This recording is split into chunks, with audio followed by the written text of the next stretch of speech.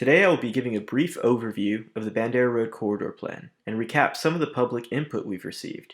And then Jay Loudon of Workshop, who serves as the city's prime consultant on the plan, will discuss some of the ideas we've generated based on that public input. But our main goal today is to obtain your feedback, so let's get started. The Bandera Road Corridor Plan is one of two studies currently taking place along Bandera Road, the other being the Texas Department of Transportation's SH16 Bandera Road Feasibility Study. While the city's corridor plan and the Txdot feasibility study are occurring in roughly the same area at the same time, they aim to accomplish different goals. The city's Bandera Road Corridor Plan focuses on future land use, economic development, the improvement of transportation options, and sustainable and innovative urban design. The Txdot SH16 Bandera Road feasibility study aims to evaluate roadway improvements on Bandera Road itself. The city's San Antonio plan will be completed by the end of 2021, and the Txdot feasibility study will continue after.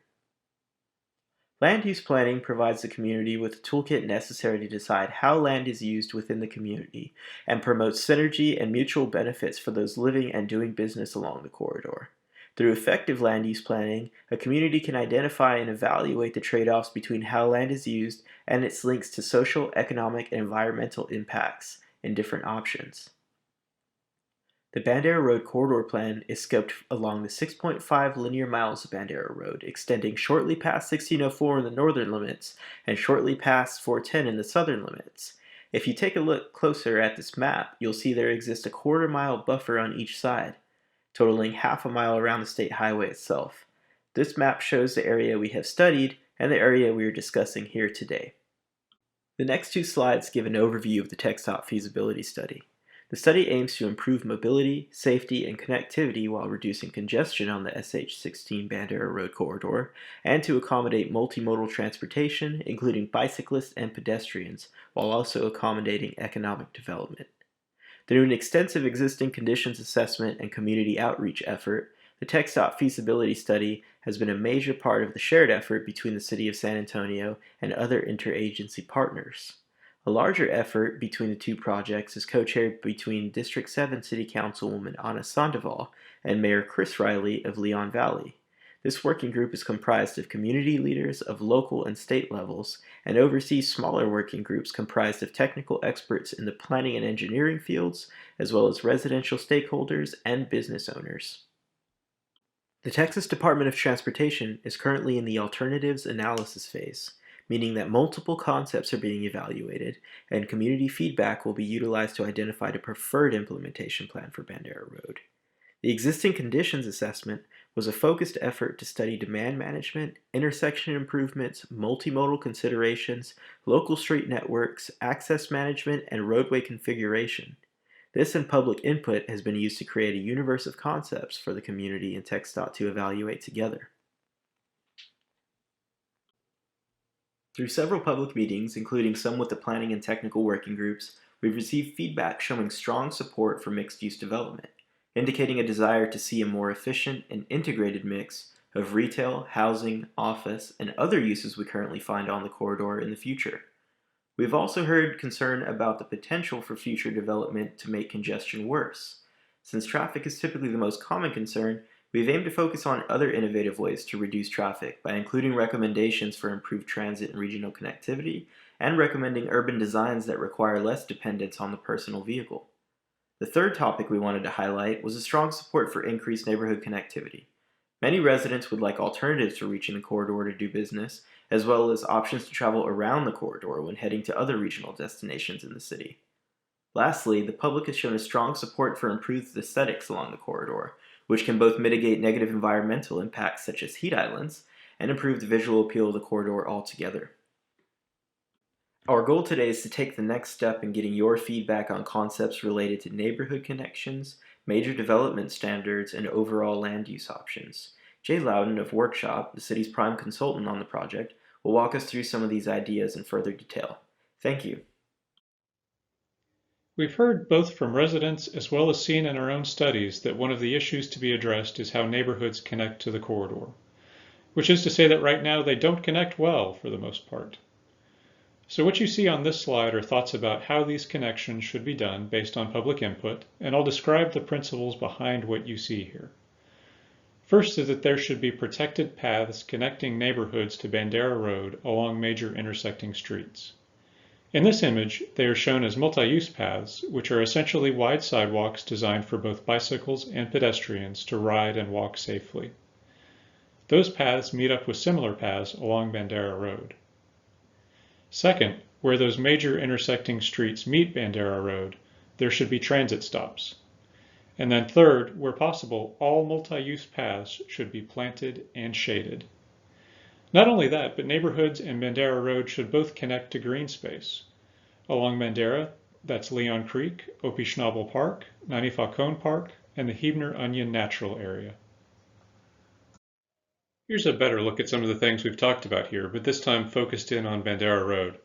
You can see the transit stop on the upper left, keeping in mind how important it is to link those directly to sidewalks and to place them near major developments.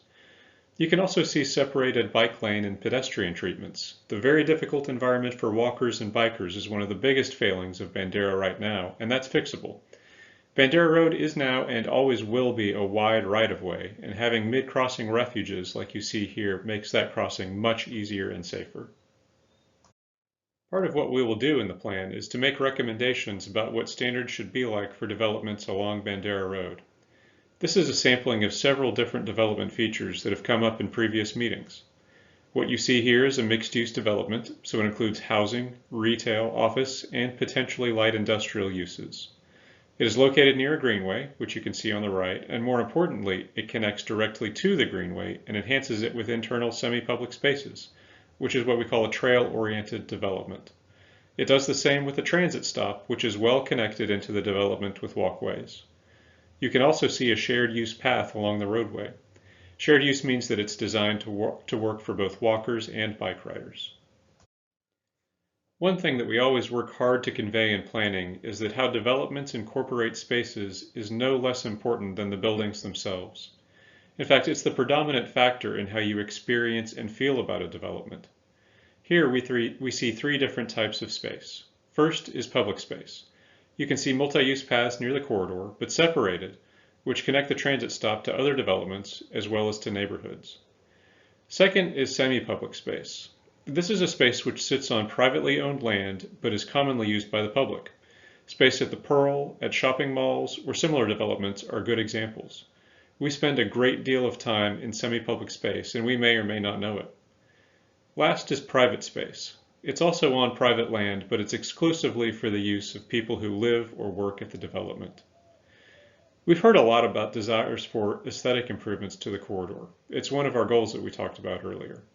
So you can also see aesthetic improvements to the corridor here. Buildings are brought fairly close to the edge of the right-of-way, and the edges are planted. Semi-public space adjoins the public way, and it is well planted and bordered by neighboring buildings to create more interesting spaces. This summary slide shows several different types of land use along a sort of generic version of the corridor. Proceeding clockwise from bottom left, we have medium density residential, which is here shown as apartment buildings. Neighborhood commercial, some of the very typical strip development is the example here. Employment flex mixed use. This example shows modifying some of the light industrial to incorporate workforce housing and some retail as well. And then open space at the top. Proceeding down the right side, there's low density residential, so single family homes, of course. And then there's community commercial, which is a big box store in this example. And then finally, a large neighborhood mixed-use development, which incorporates many of the features we discussed in our last workshop, including office, retail, and housing. It's a trail-oriented and transit-oriented development as well. So I mentioned mixed use, but what is mixed use? Obviously, it blends together a variety of different types of uses, but there's a lot of variety in how that's done. Unlike the current patterns on Bandera Road, you see multiple types of uses in one building, which is vertical mixed use, or in different buildings but in the same development, which is horizontal mixed use. This mixture of uses reflects a split that is in rough concordance with the market study that we did earlier, as well as existing patterns on Bandera Road. The red is commercial, primarily retail. While we aren't calling for more retail on Bandera Road, where developments like this replace existing retail, it makes sense to blend commercial into the development. Blue is office space. There's not enough of this on Bandera now, and mixed-use developments are a good opportunity to blend some in. Yellow is housing. This can take a variety of forms, but you generally see it on upper levels of mixed-use developments. Finally, pink is industrial. I mentioned that the corridor has quite a bit of industrial uses now, and we think that the right types of light industrial uses make sense as part of mixed-use developments. As we think about applying these land use categories to the specific conditions of the Bandera corridor, we first need to consider the type of development patterns desired for the corridor in the future. We will set the specific land use categories just discussed for the side for a moment, but we are primarily talking about desired locations for these mixed-use categories.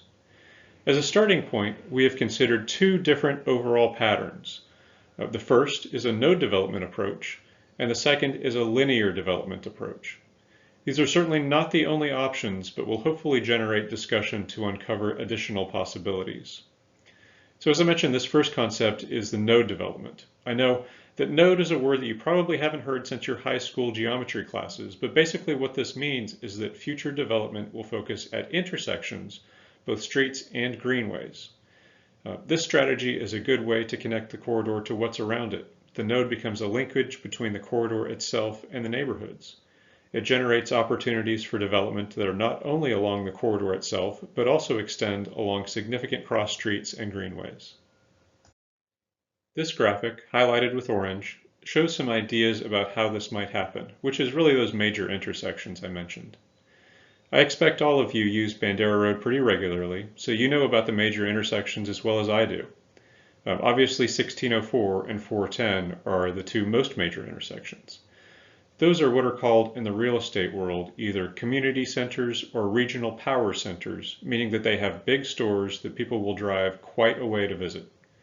If we translate that into the mixed-use land uses that we've been talking about, that means that there's opportunity to build apartments and condos there too, all in the same development.